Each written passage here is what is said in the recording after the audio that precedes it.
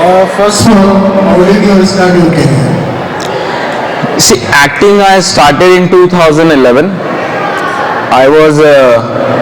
I finished my bachelor's in commerce in Kavarda College, and I wasn't very sure what I wanted to do in life because the only passion I have that time was playing cricket. Or I had the privilege because we have a sports business, so I had all kinds of sports gears like from cricket to football to basketball, everything, every gear for any particular sports, I had it. Because cricket was so popular that time, all I wanted to have a fame कि मैं famous होना चाहता हूँ तो क्या करूँ ऐसी चीज जिससे मैं फेमस हूँ. But being in such a place like Kavarda, it's impossible to think beyond this area because it doesn't allow you to think beyond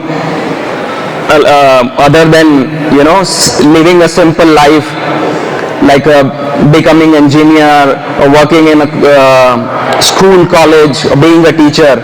But I was always wanted to go beyond this life. I don't wanted to live a normal life like a husband or like a brother or like a shopkeeper or businessman, any kind.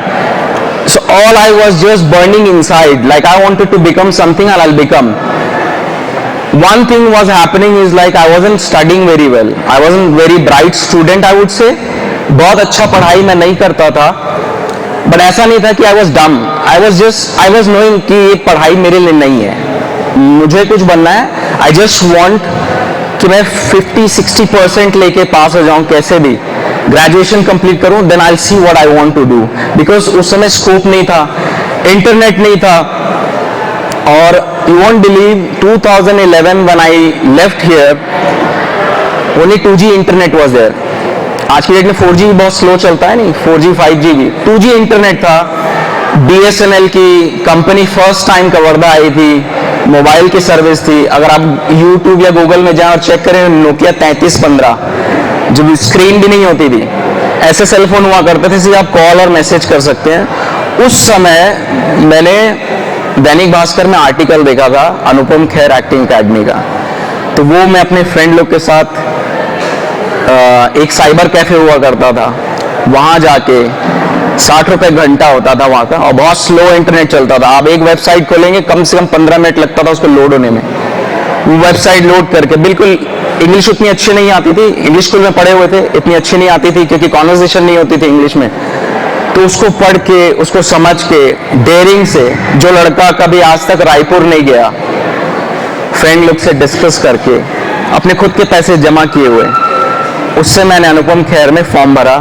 वहाँ जाके interview दिया अपने friend के साथ, और कुछ समय बाद मुझे वहाँ एक्टिंग एकेडमी ज्वाइन करने के लिए कॉल आया. वहाँ से मेरी एक्टिंग जर्नी शुरू हो गई एकेडमी के बाद से, जो अभी तक कंटिन्यू है fortunately. But before becoming an actor, bachelors करने के बाद आई वॉज वेरी कंफ्यूज कि मैं अब क्या करूँ, कि मैं फेल तो नहीं हुआ, कभी रुका नहीं, कंटिन्यूसली मैं पढ़ता जा रहा हूँ. ग्रेजुएशन कंप्लीट हो गई है, तो मैंने 1 साल ड्रॉप लिया.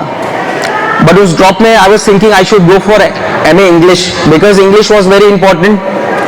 English was very important to communicate with people, and especially when you are working in an industry such like Bollywood, it's very important for you to speak English because it widens your audience. बहुत सारे लोग ऐसे actor भी आपको दिखेंगे जो English नहीं बोलते, जैसे नवाजुद्दीन सिद्दीकी हैं. बहुत सारी वेब सीरीज आपने देखी होंगी जिसके एक्टरों का इंटरव्यू आपने देखा, वो इंग्लिश नहीं बोलते हैं. बट आई फील कि आपको हर प्रकार की लैंग्वेज आनी चाहिए, हर प्रकार की. बहुत से लोग ऐसा कमेंट करते हैं कि यार ये इंडियन हो के हिंदी नहीं बोलता. आई एम सेइंग आप हिंदी बोले, इंग्लिश बोले, उससे कोई फर्क नहीं पड़ता, लेकिन आपको आनी चाहिए. कल को आपसे कोई पूछे या कोई इंग्लिश में बात करे, आप वहां खड़े होकर सिर्फ उसको देख रहे हैं कि आपको नहीं आता, ना आप कम्युनिकेट कर रहे हैं. आज की डेट में आपके पास इतनी फैसिलिटी, आप फॉरेन ट्रैवल करते हैं. So English is the medium, so you can travel anywhere in the world without any hesitation, without any problem. नहीं तो लैंग्वेज एक इतना बड़ा बैरियर है ना कि आप दूसरी कंट्री में भी जाके एंजॉय नहीं कर सकते. एक कॉमन चीज है English, otherwise there many language, Spanish, Portuguese. अपने इंडिया में ही कितनी 200-300 लैंग्वेज है, जरूरी नहीं आपको सब आए. But I feel all of you should focus on speaking English as much as possible. Maybe आप एक्टर ना बनो, बट कहीं ना कहीं इंग्लिश आपके नॉर्मल लाइफ में भी काम आएगी। आप ट्रैवल करेंगे, लोगों से कम्युनिकेट करेंगे, यहाँ से निकलने के बाद आप सब्जेक्ट चूज करेंगे। बहुत सारे यहाँ पे स्टूडेंट होंगे जो 12th स्टैंडर्ड में होंगे, कंप्लीट होने के बाद कॉलेज जाएंगे, मे बी आप रायपुर पढ़ने जाए, मे बी आप भिलाई जाए, वहाँ पे communication is very different. Maybe आप पुणे चूज करें, बिकॉज आजकल के लोग Pune, Chennai, Bengaluru, depending on your choice. So I am saying learn as much as English as possible. और कोई भी अगर बोलता है कि अरे नहीं नहीं हम इंडियन है, हिंदी आनी चाहिए, ना, आपको आनी चाहिए। जहां हिंदी जरूरत है वहां हिंदी बोलिए, जहां इंग्लिश जरूरत है वहां इंग्लिश बोलिए, आनी चाहिए ना। तो एमए इंग्लिश सोचा कि इंग्लिश कंप्लीट कर लो, so I would be very good in speaking in front of people, but fortunately वो नहीं हुआ, अनफॉर्चुनेटली वो नहीं हुआ। फिर मैं अनुपम खेर फॉर्म भरने के बाद जब अनुपम खेर गया, वहाँ हर रोज टाइम्स ऑफ इंडिया जो है एक कॉमन न्यूज़पेपर है जो हर एक मेट्रो सिटीज में आता है, उसके साथ बॉम्बे टाइम्स होता है, उसके बाद मिड डेज होता है। सो बेसिकली ये 3 डिफरेंट न्यूज़पेपर होते हैं जिनकी अलग अलग लैंग्वेज होती है। Bombay times is all about Bollywood, उसमें बॉलीवुड से रिलेटेड चीज होती है, बहुत सिंपल कॉन्वर्सेशन होती है जो आप आसानी से समझ सकते हैं। Times of India is all about business, so business की इंग्लिश लैंग्वेज अलग होती है, स्पिरिचुअलिटी की लैंग्वेज अलग होती है। हर पेपर, आप अगर पेपर आज की डेट में पता नहीं पढ़ते हैं कि नहीं पढ़ते हैं, मोस्टली सब मोबाइल में है, तो पेपर में एक सेक्शन होता है जहां पूरा अध्यात्म, स्पिरिचुअलिटी यानी अध्यात्म लिखा होता है। एक पेपर होता है जहां हेल्थ का सेक्शन होता है, एक स्पोर्ट्स का सेक्शन होता है, और स्टार्टिंग जो होता है, जो bottom line of breaking news होती है, फ्रंट पेज पे होती है। तो आप चूज करें, अगर आप इंग्लिश नहीं बोलते हैं तो अच्छी इंग्लिश बोलने के लिए, कि कौन सा पेपर जो है, कौन सा सेक्शन जो है आपको बहुत पसंद है। जैसे मैंने स्पोर्ट्स के सेक्शन से स्टार्ट किया था, धीरे से स्पिरिचुअलिटी में आ गया था, फिर धीरे से वो बॉलीवुड में आ गया था। सबकी लैंग्वेज बहुत अलग अलग है, तो धीरे धीरे सिंपल चीजों से स्टार्ट करके आप जैसे कोई भी हनुमान चालीसा पढ़ते हैं या कोई भी अपने जो भी आप रिलीजन से बिलोंग करते हैं उसका जो पाठ करते हैं, आप कभी उसको याद नहीं करते, राइट? आप उसको कभी याद नहीं करते, वो पढ़ते पढ़ते याद हो जाता है। कोई भी श्लोक है, कोई भी है, आपको मेमोराइज नहीं करना पड़ता। वैसे ही जब आप जोर जोर से इंग्लिश बोल के पढ़ेंगे तो वो उसकी वोकैबुलरी जो होती है, जो उसके प्रोनाउंसिएशन जो होता है, वो धीरे धीरे अपने आप क्लियर हो जाता है, और आपको अपने आप पता लग जाता है कि पास्ट टेंस में वॉज लगाना है, वर्ड लगाना है, प्रेजेंट में इज एम आर लगाना है, वो ऑटोमेटिक जुबान पे आ जाता है अगर आप जोर जोर से बोल बोल के पढ़ेंगे। तो ऐसा करते करते मैंने इंग्लिश पढ़नी स्टार्ट की। पहले आती थी इंग्लिश, क्योंकि इंग्लिश मीडियम में पढ़ा था, तो ऐसा करते करते इंग्लिश मैंने पढ़नी स्टार्ट की। फिर धीरे धीरे जब लोग आपस में बात करते हैं तो कुछ वर्ड होते हैं कि उन्हें बोला, तो जैसे कल मैंने एक नया वर्ड था, एक्चुअली पुराना ही वर्ड है, वर्ड कोई नया नहीं होगा, मेरे लिए नया था, मैं कभी यूज नहीं किया। जैसे हम पारिश्रमिक बोलते हैं ना, कि जो हमें जो परिश्रम मिलता है, ज्यादातर स्कूल में लोग बोलते हैं कि पेमेंट मिली, मेहनताना मिला बोलते हैं, बट एक्चुअल में रेम्यूनेशन मतलब होता है पारिश्रमिक। The correct Hindi word is पारिश्रमिक। तो ये कल वर्ड मैंने सीखा। तो ऐसा करके मैं हर रोज जहां भी नया वर्ड सुनता था उसको लिख लेता था, या किसी ने कहा गूगल में सर्च करके उसकी स्क्रीनशॉट ले लेता था और उस इंग्लिश वर्ड को यूज करता था।